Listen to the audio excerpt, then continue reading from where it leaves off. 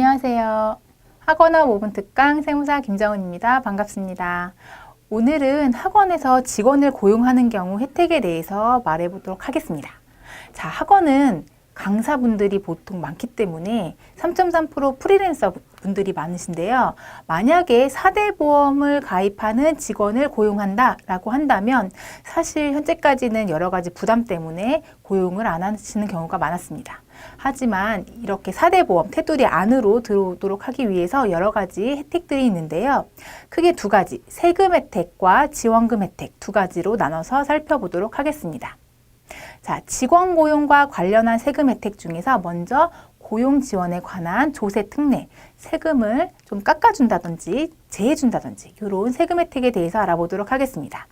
자, 첫 번째는 근로소득을 증대시킨 기업에 대한 세액공제입니다.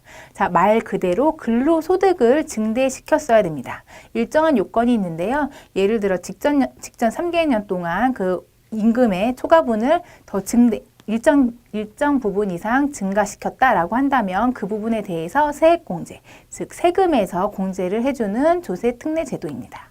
자, 두 번째는 청년 고용을 증대시킨 기업에 대한 세액공제입니다. 요즘 뉴스 보시면 아무래도 청년 실업난 말이 많죠. 그래서 청년 고용을 많이 하기 위해서 청년에 대해서 고용 증대를 많이 했다라고 한다면 일정 부분, 이 경우에는 대기업, 중소기업, 중견기업 각각 나눠져 있는데요. 300만 원, 인당 300만 원, 700만 원, 1000만 원, 1100만 원 이런 식으로 한 명당 일정 금액의 세액 공제를 해주고 있습니다.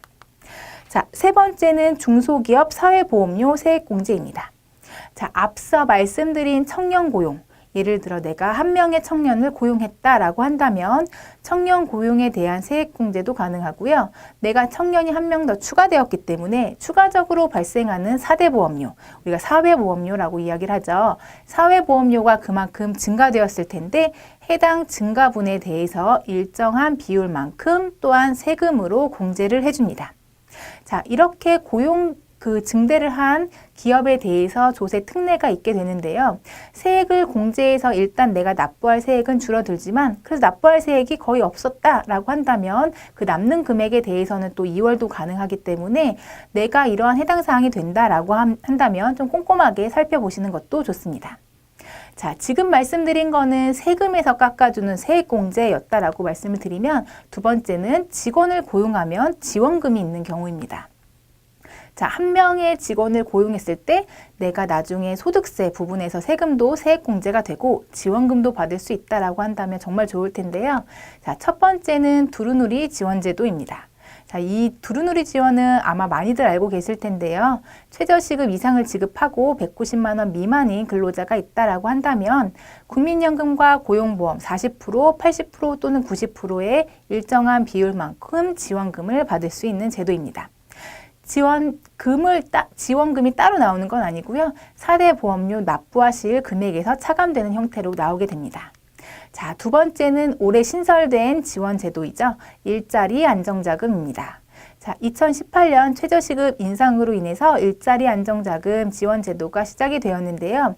두루누리 지원 제도와 동일하게 일단 최저시급 이상으로 지급을 하셔야 되고 월 190만 원 미만인 근로자가 있다라고 한다면 주당 40시간 일하는 근로자 기준으로 월 13만 원씩 지원금을 받으실 수 있습니다.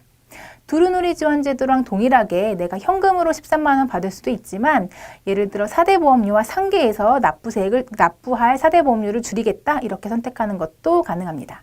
또한 지금 일자리 안정자금이라는 걸 알았다라고 하시더라도 지금이라도 신청하셔도 가능합니다. 소급해서 일자리 안정자금 매달 소급한 소급분이 한꺼번에 아마 그 고용주 분들에게 지급이 될 것입니다. 자, 세 번째 기타 사항들로는 보통 취업하려고 준비하는 청년들이 있다던가 아니면 경력이 단절된 여성들, 경단녀라고 많이 부르죠. 이렇게 경력 단절 여성들을 고용한다라고 한다면 각종 지원 혜택들이 있습니다. 월 75만 원이라든지 월 60만 원 한도 내에서 내가 급여를 주더라도 지원금을 받기 때문에 실제로 부담하는 금액은 적을 수 있습니다. 자, 오늘은 학원에 직원을 고용하는 경우에 지원받을 수 있는 세금 혜택 그리고 지원금 혜택에 대해서 알아봤습니다. 여태까지는 3.3%로 그냥 사업소득 처리만 했다라고 한다면 이제는 4대 보험 가입도 꼭 고려해 보시기 바랍니다.